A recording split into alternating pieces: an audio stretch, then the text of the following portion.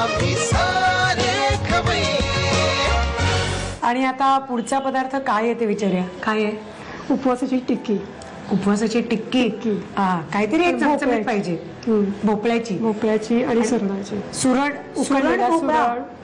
भोपळा आणि बटाटा उकडलेला. अच्छा, ओके. मग नीट साहित्य बघून घ्या काय काय घेतलं. उकडलेला बटाटा, लाल भोपळा उकडलेला, सुरण उकडलेलं, चटणी ओली, मिरची आणि खोबऱ्याची, शिंगाड्याचं पीठ आणि राजगिरा पीठ, बेदाणा, काजू आणि अरारोट पावडर.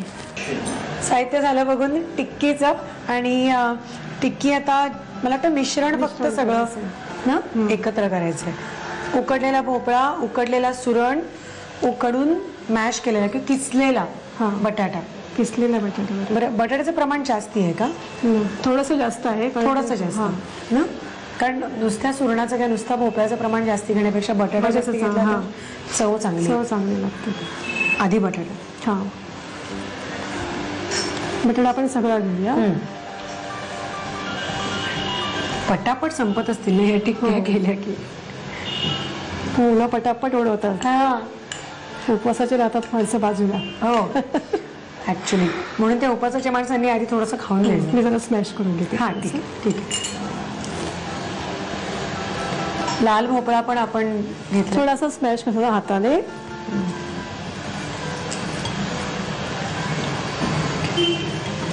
आणि ही जी पिठं आहेत दोन्ही कसली कसली आहेत म्हणालात? शिंगाडा पीठ आणि राजगिरा पीठ. शिंगाडा आणि राजगिरा उपवासासाठी खास. पण मग ह्याचं पण काही प्रमाण आहे का? आपण एक एक वाटी घ्यायची. साधारण एक एकच वाटी घ्यायची. बटाट्याचा किस थोडा जास्त घ्यायचा. अच्छा, घालू आता. सुरण पण कुस करायला लागेल. हो.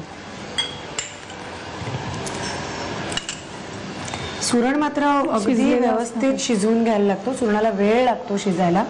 त्यामुळे शिजवताना भोपळा आणि सुरण असं एकत्र कधीच घालू नका, कारण सुरण खूप जास्ती म्हणजे वेळ लागतो. त्यामुळे भोपळा पटकन अति शिजेल आणि सुरण आतल्या बाजूने कच्चट राहील. त्यामुळे दोन्ही वेगळं वेगळं शिजवा. चटणी थोडी. चटणीमध्ये आपण काय काय घेतलेलं आहे? जी खोबऱ्याची चटणी घेतली. मिरची आणि जिरं. उपवासासाठी वापरतो ना, म्हणून. एरवी बाकीचं लसूण वगैरे टाकू शकतो.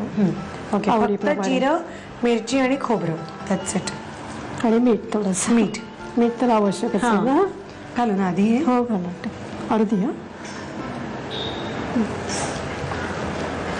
आता पीठ दोन्ही. राजगिरा पीठ आणि शिंगाडा पीठ. एक मिनिट टाकायचं. असं का अर्ध अर्ध म्हणजे जर जास्त झालं ना हे प्रमाण ह्याचं पिठाचं. पिठाचं तर आपल्याला ते मिक्स करता येईल. Okay okay. नाही, आपण दोन्हीतली थोडी थोडी घालूया आधी. टाक, अजून लागणार ते.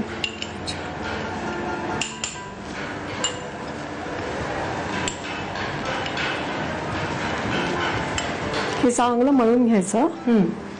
पण मग कोरडं वाटलं तर त्याला कोरडं मग तेल का? पाण्याचा नाही हात लावायचा, तेलाचाच लावायचा जास्त करून. पाणी अगदी लागलं तर थोडंसं, कारण थोडासा तरी चिकटपणा पाहिजे. वापरलेलं चांगलं, त्याने हे ऑलरेडी असतं चिकट. पण अगदी जर ते कोरडं वाटलं तुम्हाला की खूप कोरडं झालंय, पिठं जास्ती झाली, तर थोडासा पाण्याचा हपका तेवढाच मारायचा. आता गरज नाही ना, तुम्हाला तेल लागेल ना? थोडंसं तेल लागेल, तेलाचा हात लागेल. मळून खूप घ्यावं लागतं जरा. पिठं हवेत अजून पुरली आहेत ना? बघते ते अंदाज घेत करायला लागेल तुम्हाला. पीठ एवढंच लागतं साधारण. पण कसं आता बटाटा आपण ह्याच्यामध्ये जास्त घेतलंय. एरवी कसं एक एक वाटी घेतलं ना तर हे बरोबर पीठ होतं. सगळं सम प्रमाणात एक एक वाटी आपल्याला लागतं. हे कसं आता प्रॅक्टिकली थोडंसं मागे पुढे आपण करतो, आपल्या आवडीप्रमाणे आपण करतो म्हणून. नाही तर मग एक एक वाटी बरोबर आहे. पीठ दोन्ही ह्याच्यावर दोन्ही पिठं घालू ना. ते मळताना तुम्हाला अंदाज घेत करायला लागेल. बटाटा पण प्रत्येक वेळेला कसा चिकट आहे, काय सुरण काय क्वालिटीचं आहे, त्याप्रमाणे ती पिठं थोडीफार मागे पुढे करता येतं. आता थोडा तेलाचा हात. छोट्या छोट्या आपल्याला टिक्कीज करायच्या. खरं मला सांगा, ते ड्रायफ्रुट्स याच्या आत नव्हते घालायचे? हा, कधी घालायचे मग? आत्ताच हे याचा गोळा करून आपण अच्छा, वाटी करणार? वाटी करणार आणि त्याच्यामध्ये ते टाकायचं, म्हणजे फ्राय करताना आपल्याला हे पसरणार नाही. हा, आतमध्ये intact आतमध्येच राहतील. पाहिजे. आणि खाताना मस्त चव पण चव येईल. लागेल. ओके, पण मग छोट्या छोट्या करून व्यवस्थित करायला हा. लागेल. तेलाची वाटी देऊ का हाताला लावायला लागलं तर? गोळी म्हणजे खोलगट करताना तुम्हाला लागेल ना? हातावरच मळायचं. कचोरी आपली. हा, कचोरी टाईपच येते हे. कचोरी टाईपच करेल मी. हे घालू?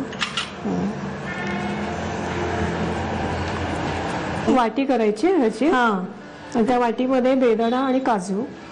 त्याचे पण तुकडे केलेत हा काजूचे. अख्खा काजू नाहीये, काजू तुकडे करून घेतले. जास्त थोडंसं फ्राय करताना बाहेर येईल ते. छान हे लागेल. बंद करायचं. जसं आपण मोदक करतो ना तसंच, फक्त मोदकाला कळ्या असतात, हा, त्याला कळ्या नसतात. असं करून घ्यायचं. हलक्या हाताने ते हलक्या हातानेच करायचं. फुटता का नाही तळताना. मस्त. ओके, अशा टिक्कीज करून घेऊया, म्हणजे मग त्या तळता येतील आपल्याला. हा. डीप फ्राय का शालो फ्राय? शालो फ्राय चालतं, डीप फ्राय जसं Shallow fry, आपल्याला. shallow fry. हो, शालो फ्राय चालेल. चालत असेल शालो फ्राय तर मग शालो फ्राय ना. ठीक आहे, मग आपण शालो फ्राय करायची तयारी करूया. थोडं करून घेतो टिक्क्या. तयार झालेल्या आहेत टिक्कीज आपल्या. आणि आपण हे काय घेतलंय घोळवायला? हे अरारोट पावडर आहे. म्हणजे अच्छा. ही टिकी फुटू नये म्हणून ते त्यात मिक्स करून हे करून. ओके, म्हणजे एरवी आपण कॉर्नफ्लॉवर घेतो तसं अरारोट अरारोट पावडर. पावडर. तेल तापलंय चांगलं. मिरची घोळवून घ्यायची हा, आणि हे ठोकून घ्यायची. जास्त पीठ लागतं का? एक्स्ट्राचं जे पीठ आहे ते सगळं हा. झटकायचं. झटकायचं.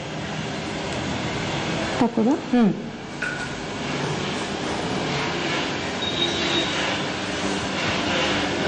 हे असं एक एक न करता एकदम जर आपण करून ठेवलं आणि मग पटापट टाकलं ना तरी चालेल. तरी चालतं.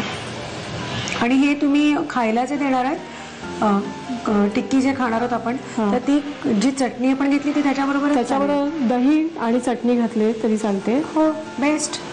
चालेल. तर ही टिक्की आता करून घेऊया आपण दोन्ही बाजूनी, आणि मग त्या दही चटणी बरोबर ती टिक्की खाऊया. तर आतापर्यंत टिक्कीसाठी काय काय घेतलं त्याचं साहित्य आणि कृती. उपवासाची टिक्की बनवण्यासाठी लागणारं साहित्य: उकडलेल्या बटाट्याचा किस, 1 वाटी उकडलेल्या भोपळ्याचे तुकडे, 1 वाटी उकडलेले सुरणाचे तुकडे, मिरची आणि ओल्या खोबऱ्याची चटणी, शिंगाड्याचं पीठ, राजगिरा पीठ, बेदाणा काजूचे तुकडे आणि अरारूट पावडर. कृती: प्रथम एका बाउलमध्ये बटाट्याचा किस घेऊन त्यामध्ये भोपळा आणि सुरण मॅश करून मिश्रण एकजीव करून घ्यावं. त्यामध्ये खोबऱ्याची चटणी, राजगिरा पीठ आणि शिंगाडा पीठ घालून पीठ चांगलं मळून घ्यावं. तयार पिठाच्या मिश्रणाची खोलगट पारी करून त्यामध्ये बेदाणा आणि काजूचे तुकडे घालावेत. तयार टिक्की अरारूट मध्ये घोळवून शॅलो फ्राय करून घ्याव्यात. आम्ही